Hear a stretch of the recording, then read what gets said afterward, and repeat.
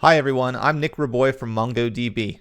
In this tutorial, we're going to see how to retrieve documents from a MongoDB Atlas cluster using the Go programming language.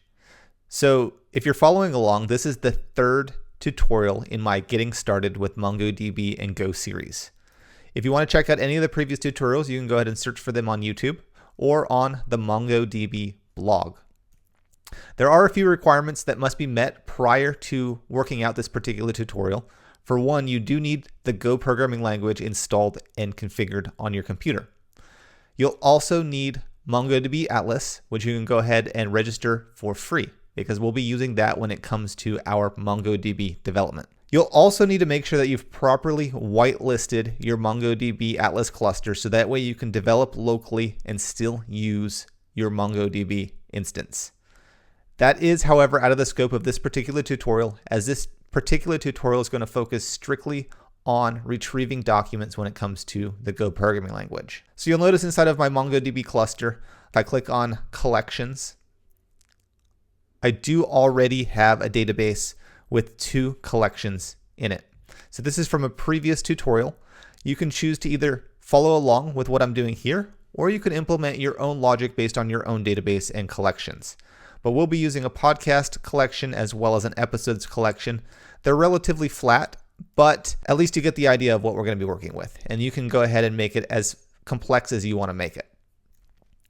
So with that said, let's jump right into the code and start developing with MongoDB and Go. So I do have Visual Studio Code open. I do have a previous project from the first episode in this tutorial series. Now, I do want to make note that I do have Visual Studio Code plugins for Go. And what that's going to do is it's going to give me things like type ahead or autocomplete. It's also going to import my packages for me as I use the various functions. So we're going to be revisiting these imports as we go through this particular video, but do note that they are automatically importing for me. Let's go ahead and check out the version of Go that I'm using. I'm going to say Go version. I am using Go version 1.13.4. If you're not using that particular version, it doesn't mean that this tutorial won't work for you. It just means that things might be slightly different. I'm also going to look at the version of MongoDB that we're using, so that way you can follow along as well. So inside of my Go package toml file, I can scroll down and you can see that we are using version 1.1.3. Again, if you're using a more modern version, it doesn't mean that things may not work. It just means that things might be slightly different. You can go ahead and view one of the earlier tutorials when it comes to actually getting these versions installed. So let's jump back into our main.go file. Inside of this main.go file, all I really have is a connection to my MongoDB Atlas cluster, and I am defining handles to my particular database as well as my 2 collections. However, these collections are not yet being used. So we're going to start things off with a very simple query, or a very common query, I should say. We're going to start things off by querying for all documents in a particular collection. And we're going to see 2 different ways to do that. So let's look at the first way. Let's go ahead and add some code here. So what we're going to do is we're going to say cursor. We're going to say error because we want to catch the error. And we're going to say episodes collection dot find. We're going to provide the context, which we defined on line 17 in a previous tutorial. And we're going to provide a filter because we want to return all episodes in this collection, so all documents. We're going to provide a blank filter. So we're going to say bson.m with empty data inside of our curly brackets.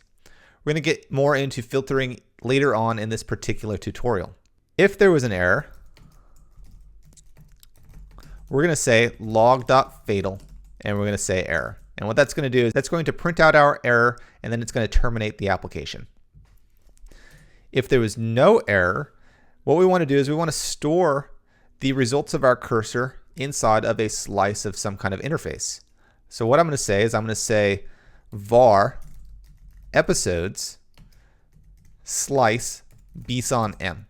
So we're going to store all of our results in a slice of bson.m, so maps. To do this, what we can do is we can say if error equals cursor dot all, provide it the context, and we're going to load it all into episodes. If there was an error, then we're going to say log.fatal error. And all I did here was I shorthanded my error check, what I could have easily done is I could have done this instead. So I shorthanded it.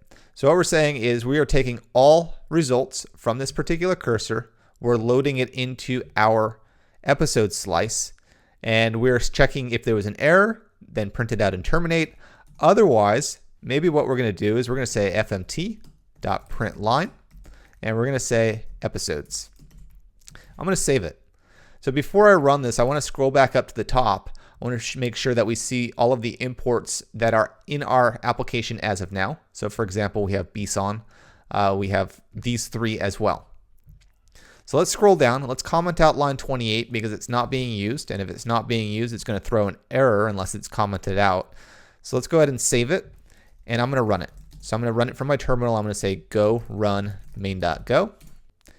And what it did was it printed out all of our documents in that collection. It's a map, so we actually have two documents because if I go back into Atlas, I look at the episodes collection, I have two documents. So it found them for me. So it did everything as it should, but it stored it in this particular format, which is fine. If we wanted to, we could use it as if it was a map. What we can actually do is let's make that a little easier for us. We're actually going to print out every document inside of this particular slice of map. So let's go ahead and say maybe for episode equals range episodes. We're going to say fmt.println. We're going to say episode, just like that. And we're going to save it. So let's go ahead and clear it. Let's go ahead and run our application. So it printed out, it looks like it printed out the indexes. What we actually want is we want something like this. So we can either say index, comma, and then episode, or in this case, I'm just going to ignore the index. So let's go ahead and try it again. So this time around, it printed out both of our maps one at a time, and we could easily say something like, maybe we only want the titles. So we can say title, we can save it. We can clear our terminal here and try to run it again. And this time around, it would only return the title because that's how we're accessing it as part of our map. So not too difficult so far. We just looped through each of the episodes as part of our cursor all. Now our result set was rather small in this example. So it's only 2. So this all is probably fine to use. But if we have a collection that has maybe millions of documents in it, it's probably not a good idea to load it all into memory using this cursor.all function.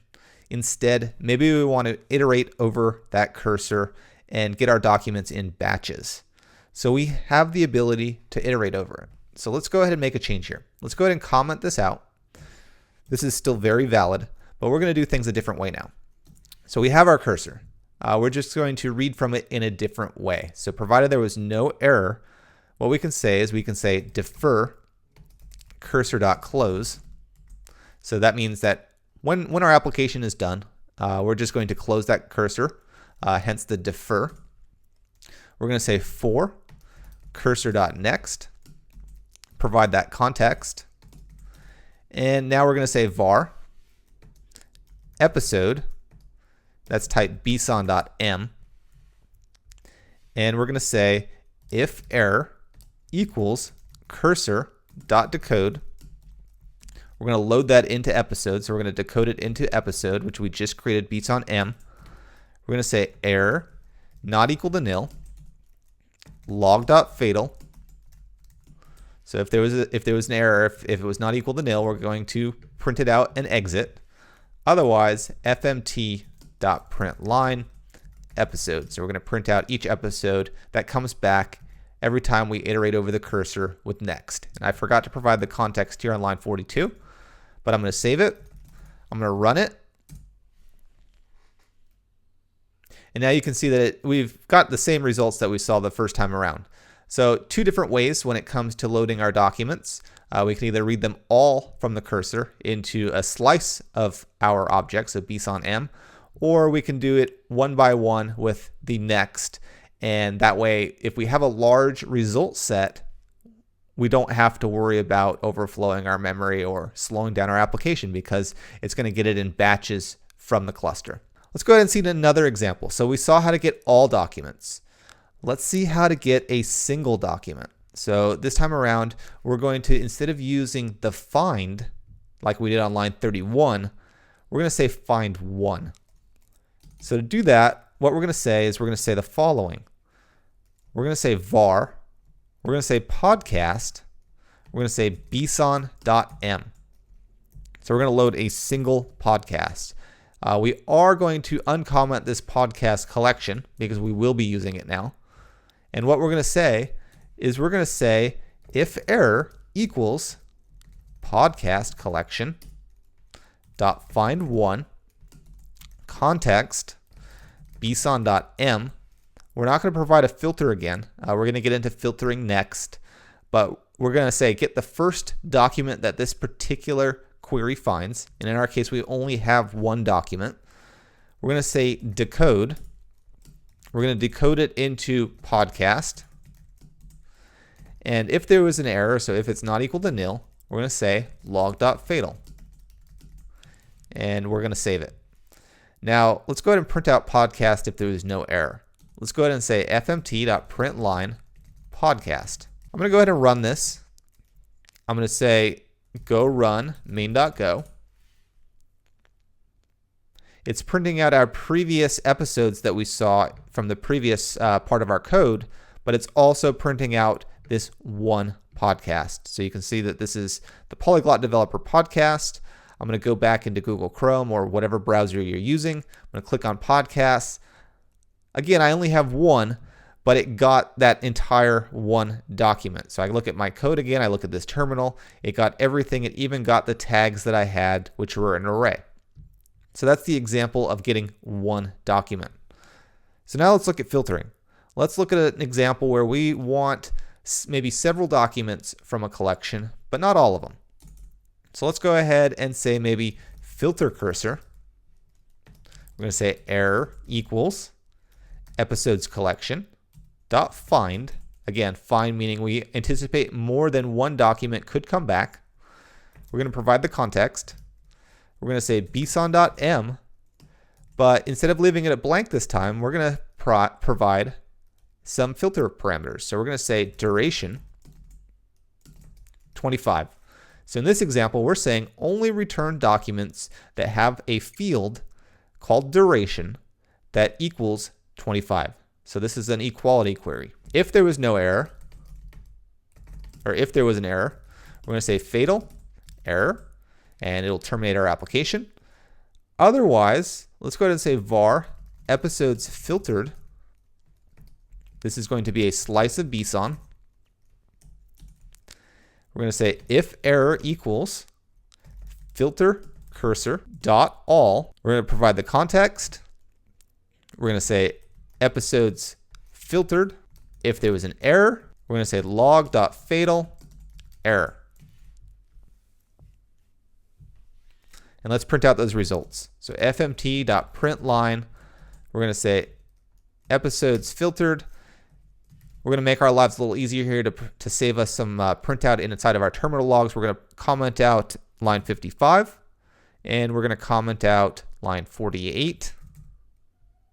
And that should be all of our prints. So I'm going to save it. I'm going to clear my terminal. I'm going to run it. So this time around I ran it. It looks like it returned 2 documents again. So let's go ahead and look at Atlas to see what's going on. I'm going to go to episodes. It looks like both of our durations are 25 in these 2 episodes. So let's go ahead and change one. I'm going to change one, maybe make this 32 minutes. I'm going to update it. So now that our durations are different, I'm going to go back into Visual Studio Code. I'm going to run our application again. This time around, it found 1 document. So 1 document satisfied the filter that we set up. So life is good so far. We saw how to get all documents. We saw how to use the all command, the all function, as well as how to iterate over our cursor when it comes to all documents. We saw how to get 1 document, so the first document based on our filter. In this case, there was no filter. And we saw how to apply a filter, at which case this time we just used the all again, but you could easily have done next as well. Now we're going to take it a step further. we're going to change not only our filter this time around, but we're also going to provide a sort. So we're going to sort the documents that come back in our query. So let's go ahead and start things off. So the first thing we want to do is we want to define our options. So we're going to say options, or ops, equals options.find, and this is going to create find options. Then we're going to say ops.setSort, and we're going to define the sort of our documents. So we're going to say bson.d because order is relevant. It does matter how we order things. So we can't just use a map, because a bson m means that the order is not important. But we're going to say bson d. We're going to say duration, and we're going to say -1. Now that we have the sort, and we'll play around with what that value means in a moment, we're going to say sort cursor, and we're calling it this because it's going to reference some kind of sort. It doesn't really matter what you call this variable. Like we saw earlier, we saw filtered cursor, we saw standard cursor, like cursor just plain. It doesn't really matter what you call these variables. It's whatever makes the most sense to you. We're going to say error equals episodes collection. We're doing a standard find this time, so we're anticipating more than one document. We're going to say context. This time around, because we are going to be using a range query instead of an equality query, we are going to use bson d because the order of our options does matter.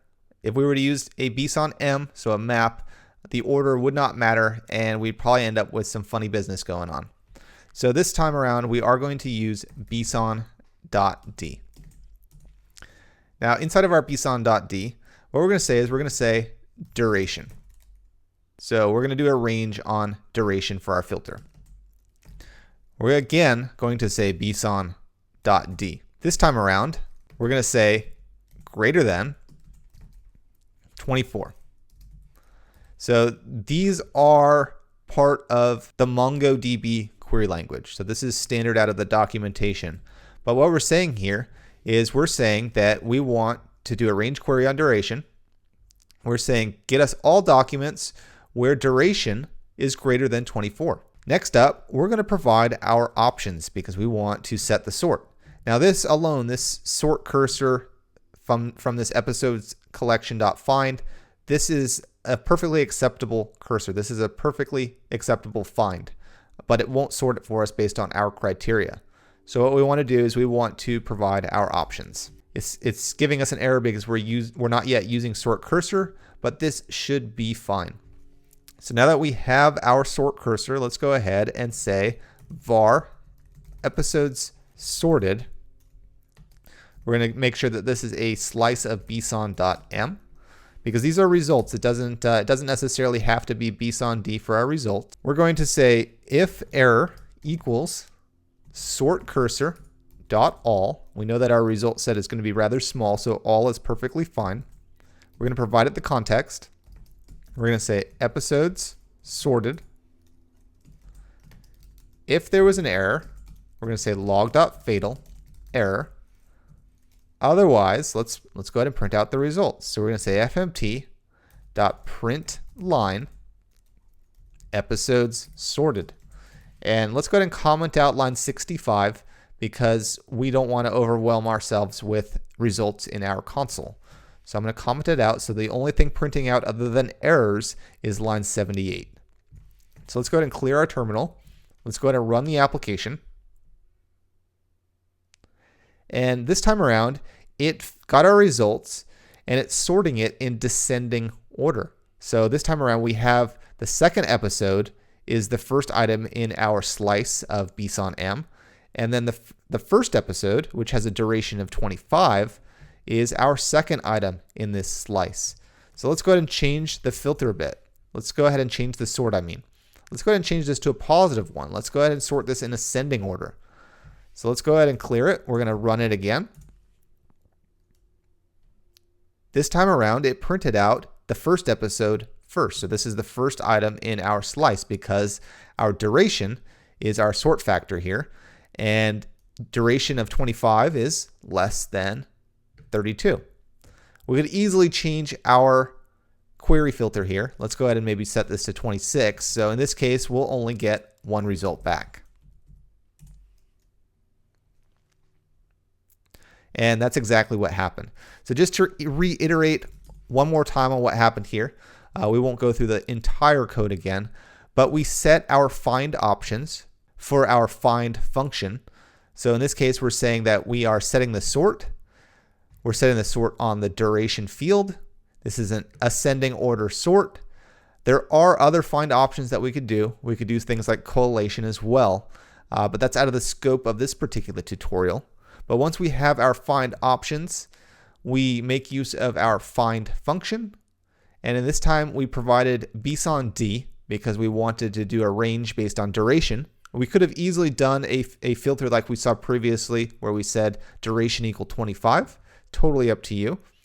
In this case, as long as the duration is greater than 26, the results are returned.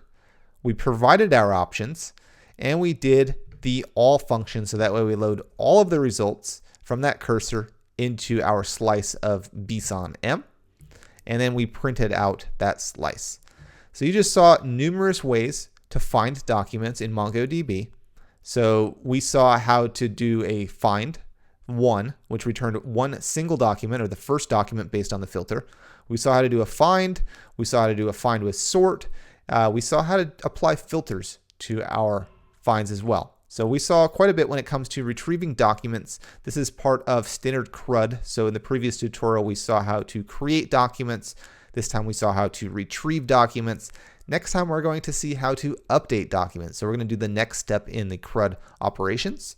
So stay tuned. There will be other tutorials when it comes to using MongoDB with Go.